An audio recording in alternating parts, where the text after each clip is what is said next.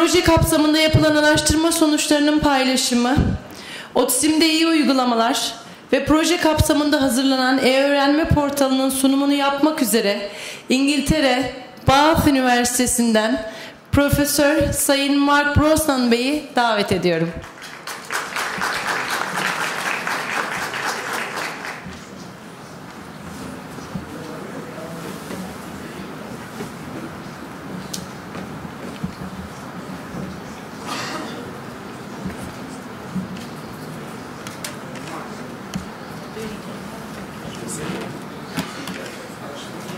Mark, which one will you present first? The results. The results. Sonuçları yapacakmış önce. This one? No. No. Just This one. Yes. this Yes. one. Okay. Do you need any help? If I flicker. I'm here if you need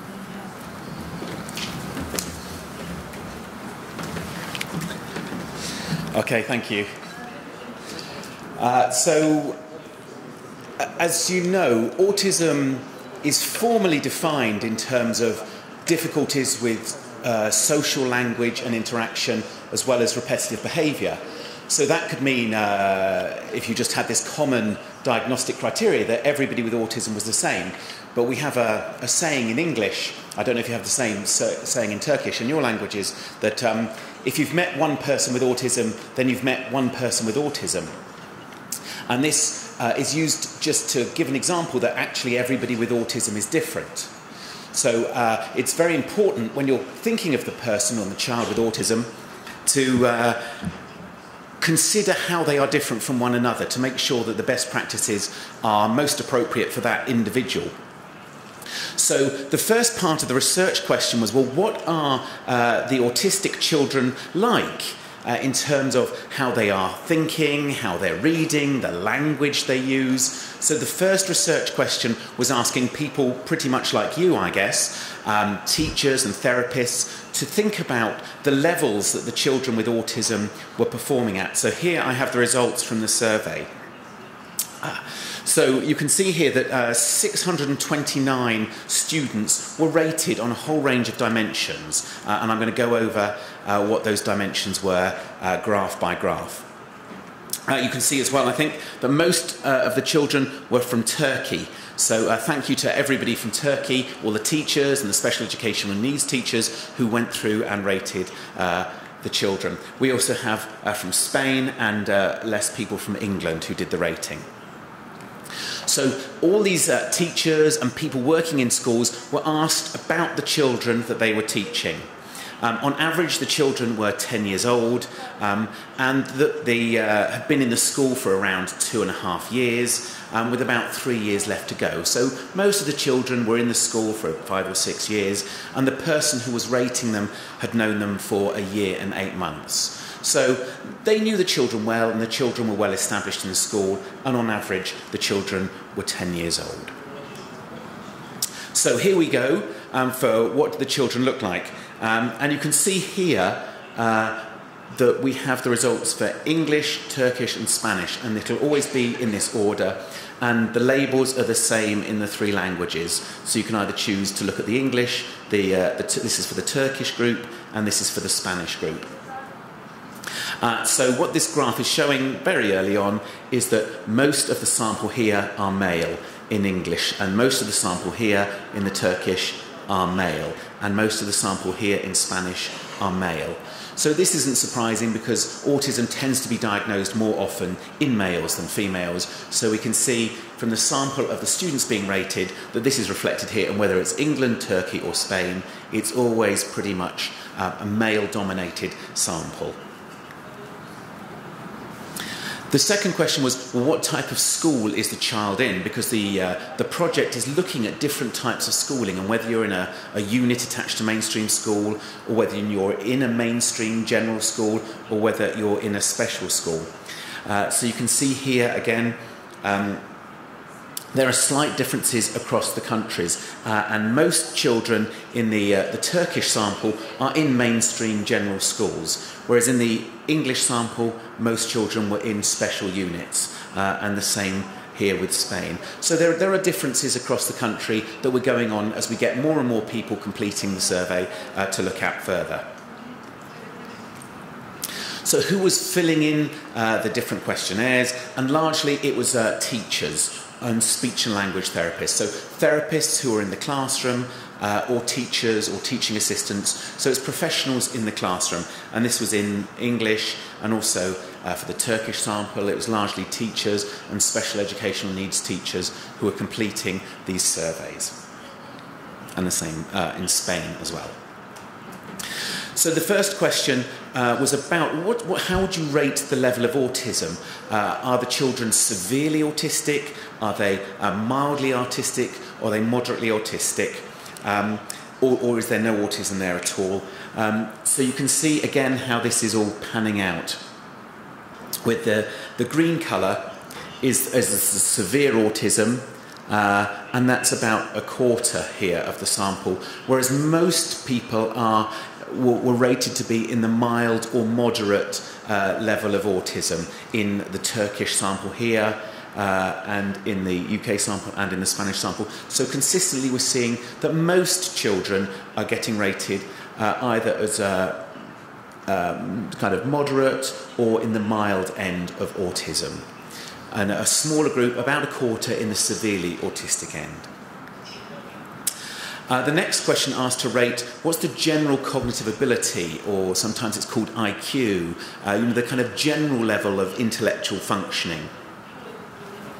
And again, you can see here we have the same kind of categories. Is they a high level? Are they a medium level? Are they a low level? Or is it not there at all?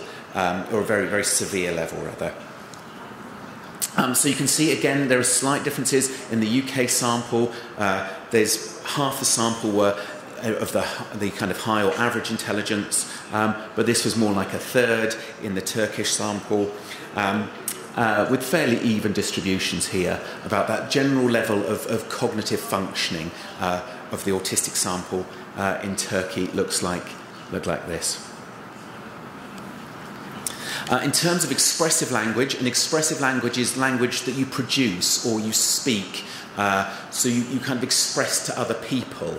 And again, you can see the question was, do children, do they talk in full sentences, which is the blue one? This is so they can talk in full whole sentences, or do they just have short, very simplified sentences, or just using single words or no words? So again, it's getting people to rate the level down here, and you can see that blue is the full sentences, and the biggest group here is the kind of red group here, which is kind of short sentences. So producing language is the biggest group, but not full sentences, just short sentences. So this expressive language is differentiated from receptive language, and this is how much children can understand the language coming into them. Can you understand? And again, we have the same criteria with can they understand fully, which is the blue circles here. And again, you can see, again, this is a big group. Children seem better able to understand the conversations at high level, but then as you come down to simplified sentences is the red one, or then is it just single words, or understanding at all. So again, you can see in terms of understanding, it's a higher level of understanding is being rated than typically was being for expression. We also asked about reading skills, and as well as spoken language. Can the child read, and are they a fluent reader, which is blue, or are they a very limited reader, or are they a very low reader, just beginning, or do they have no reading? So again, you can see in the Turkish sample, most children can't read at all. There's no reading in the Turkish sample, but most children in the English sample can read. So there's interesting differences there about how the different children from the different countries are focusing.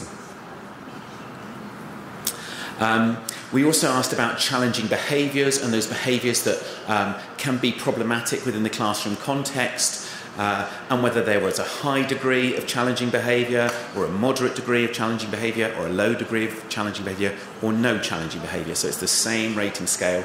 And again, you can see the biggest group tends to be at that low, moderate level. So not very much severe challenging behaviour, or high challenging behaviour rather, here. Most of it is in that middle level of challenging behaviour, moderate or low levels for all three. Moderate and low, it's not high levels of challenging behaviour mostly. Similarly, sensory difficulties, being very sensitive to light or sound. You can see the same pattern emerging across countries, that there are low or moderate levels of difficulty with sensory issues in the classroom. There are some people who have high level of difficulties, but this is a small group. Mostly it's low and moderate levels. There can also be difficulties with planning and organising your time and behaviour with autism. So again, we were asking, are there a high level of difficulty, a moderate level of difficulty, a low level of difficulty or no difficulty? And you can see again the same pattern emerging across the countries, that it tends to be the low to moderate level of difficulty with planning and organisation, with a small group who are having a high level of difficulty, but most people are having a low or moderate level of difficulty with planning and organising.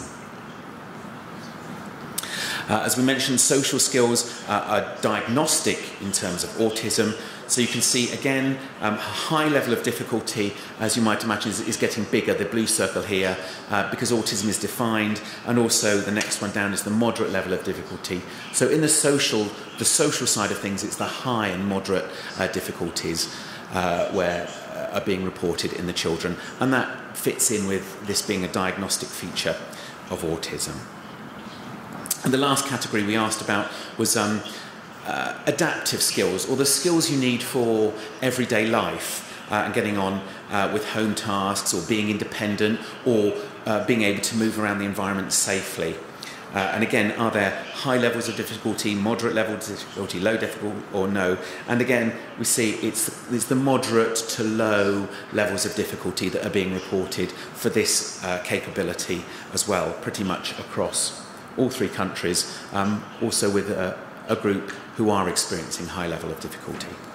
So that characterises the level of difficulty being experienced by children with autism across our samples, as I say, most of whom coming from the Turkish sample.